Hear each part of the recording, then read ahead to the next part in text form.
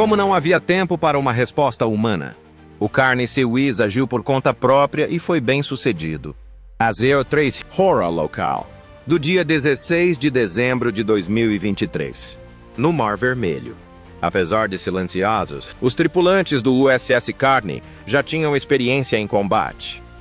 Nessa noite, porém, os Houthis tentariam uma estratégia inovadora que até então só havia sido estudada em sala de aula e nunca em um navio real da Marinha dos Estados Unidos. Enquanto isso, os vigias no Centro de Informações de Combate do navio, abaixo, mantinham os olhos nos consoles, atentos a qualquer indício de atividade estranha. Independentemente de se tratar de uma aeronave militar, um voo comercial ou algo completamente diferente, a responsabilidade dos vigias era localizar todos os alvos e comunicar a altura, velocidade, trajetória e intenções do contacto. De repente, durante esta operação bastante rotineira, um único sinal no radar apareceu, seguido por vários outros. No entanto, não eram sinais típicos. Estes sinais não seguiam nenhum corredor comercial reconhecido, mas muitos aviões estavam a evitar completamente a área devido à batalha em curso. Os espectadores começaram a examinar os sinais na tentativa de determinar a sua natureza. Voava? Um avião militar? Um helicóptero? Para fazer isso, um dos espectadores começou a examinar o transponder e a navegar pelos vários códigos e modos. Isso deveria ter fornecido alguma pista sobre o que era, mas ele ficou chocado com o que viu. Ele repetiu o processo várias vezes e recarregou as entradas, mas o resultado continuou o mesmo. Todos os códigos e modos estavam em branco. Pior ainda, estava a aproximar-se. Todas as aeronaves militares ou comerciais têm um transponder que transmite em vários modos, cada um com um significado distinto, e é por isso que isso é importante. Por exemplo, o país e a identificação militar da aeronave são determinados usando o modo 1. O número da cauda de uma aeronave militar é o modo 2. O modo 3. Alpha é um dos vários modos disponíveis em voos comerciais e tem sua própria designação de voo. O modo Charlie representa a altura de qualquer aeronave. Diferentes significados estão associados aos códigos que podem aparecer ao lado do modo. Por exemplo, uma aeronave que está passando por uma emergência geral durante o voo é indicada por um Squawk 7600 adjacente ao modo 3 Alpha.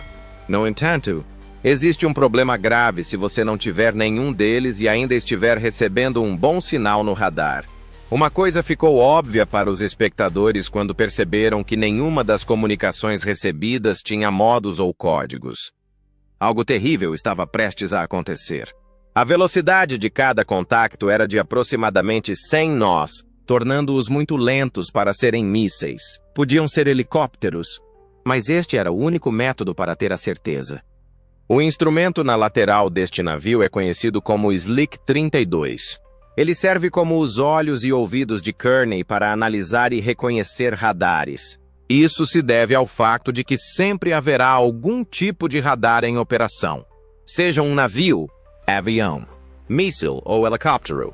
Como o Slick 32 compara o que detecta com a sua biblioteca de missões, que contém as frequências de centenas de sistemas, ele pode essencialmente corroborar eletronicamente o que os radares espiões veem.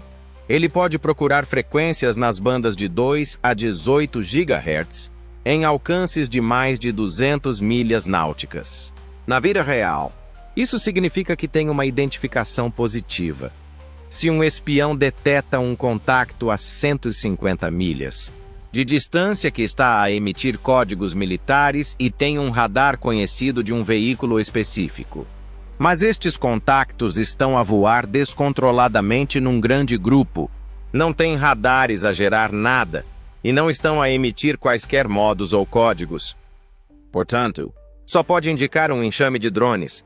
Tendo confirmado com certeza que um enxame de drones estava a atacar o Carney, o oficial de ação tática do navio começou a formular um plano.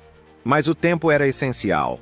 A secção transversal do radar extremamente estreita dos drones, cerca de 0,01 metros quadrados, e o fato de estarem apenas a 3 metros acima da superfície da água, até estarem a 15 milhas de distância, impediram o Kearney de os detectar.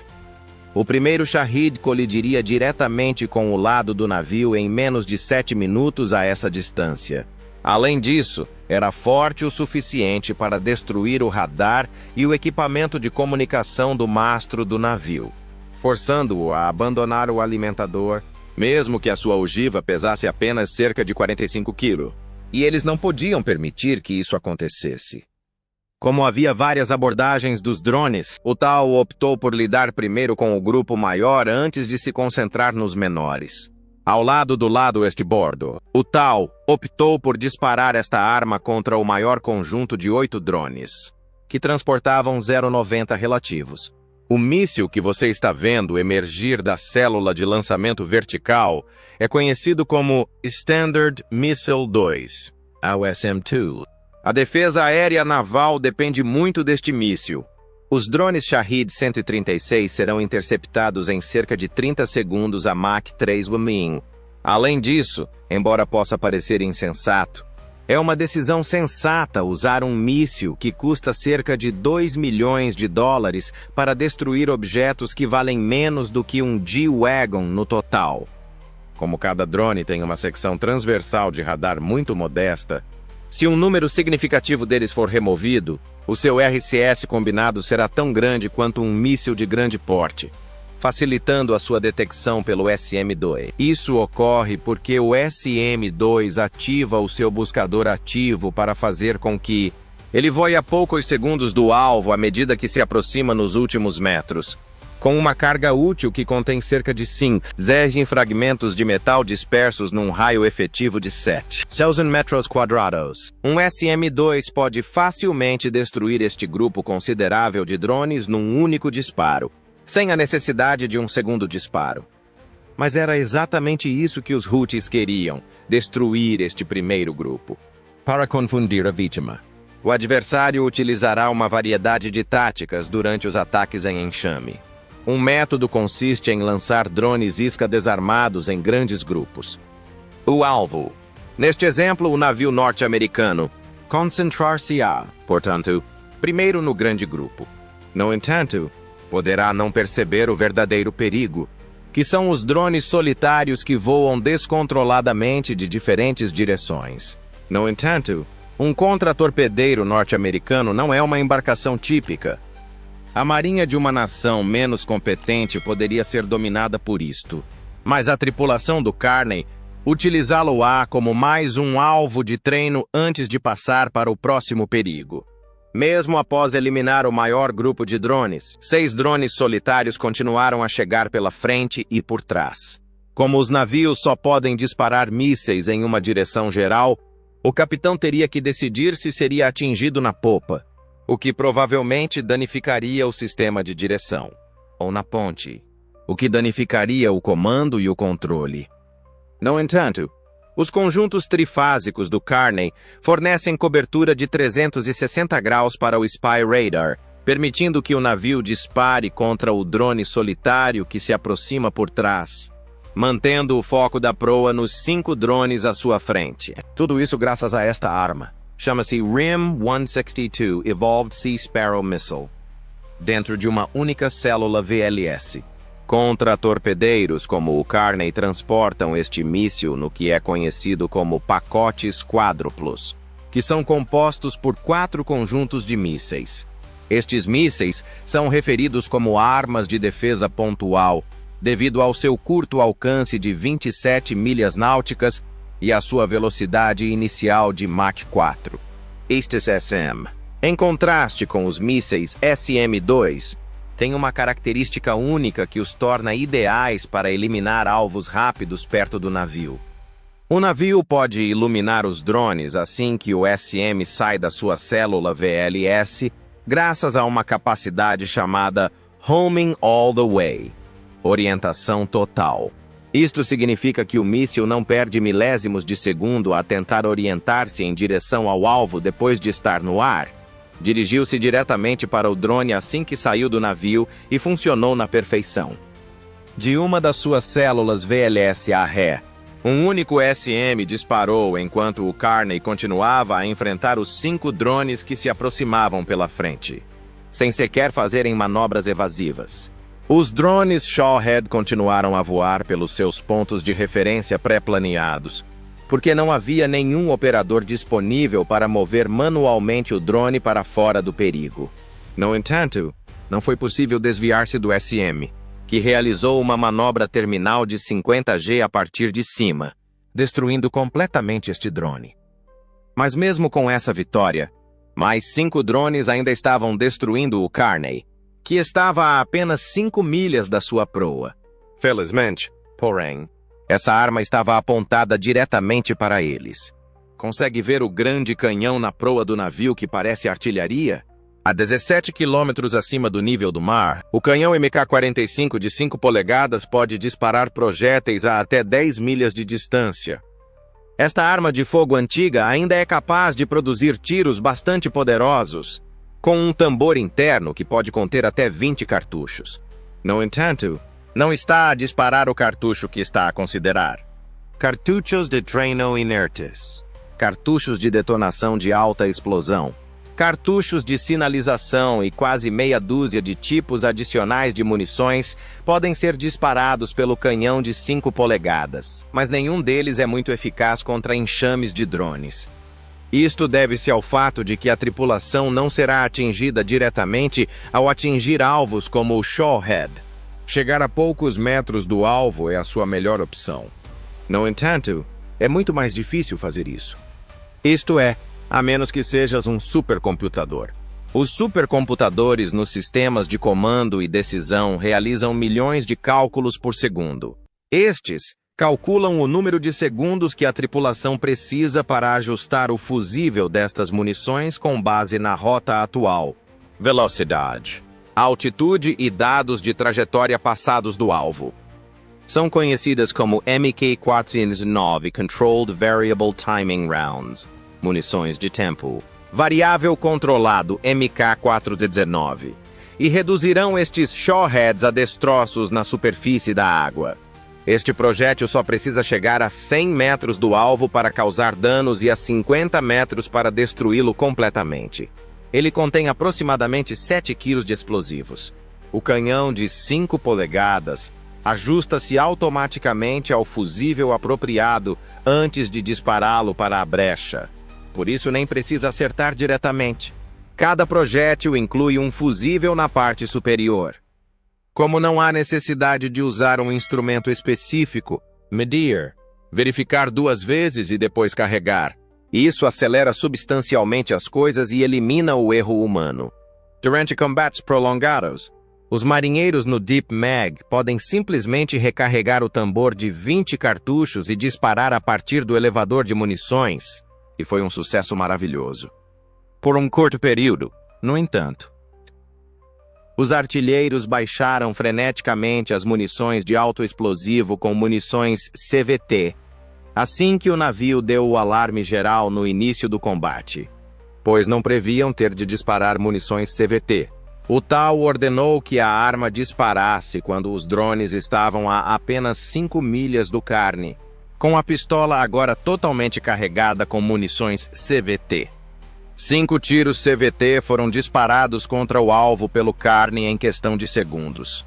A tripulação viu enormes nuvens de fumo preto e pedaços de drones a cair no mar, mas apenas através da câmara de visão noturna do canhão de 5 polegadas. Mas algo estava errado. Inesperadamente, o marinheiro que operava o console do CAIC recebeu uma notificação de que o fusível da arma tinha falhado.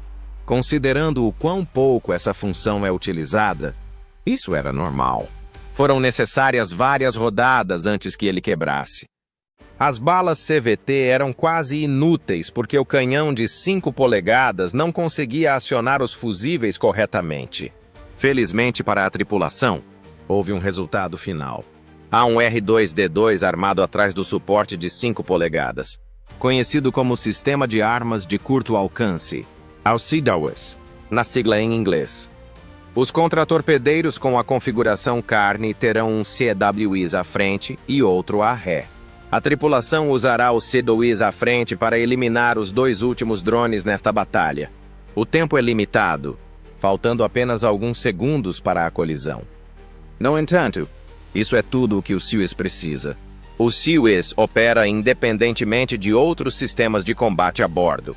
O CWIS, como você pode ver, nem mesmo recebe informações do radar espião, pois possui seu próprio radar de rastreamento interno. Com um alcance de rastreamento de cerca de 10 milhas e um alcance de engajamento de cerca de 3 milhas. Funciona de forma semelhante a um mini radar espião, mas com a capacidade de rastrear até várias dezenas de alvos simultaneamente. Ele dispara 20 projéteis a uma taxa de 4. 500 tiros por minuto através do canhão Gatling de 6 canos para engajar o alvo. Em menos de 20 segundos, o CWIS pode disparar todo o seu carregador. Mas não será necessário muito, pois 50 a 100 tiros serão disparados a cada segundo.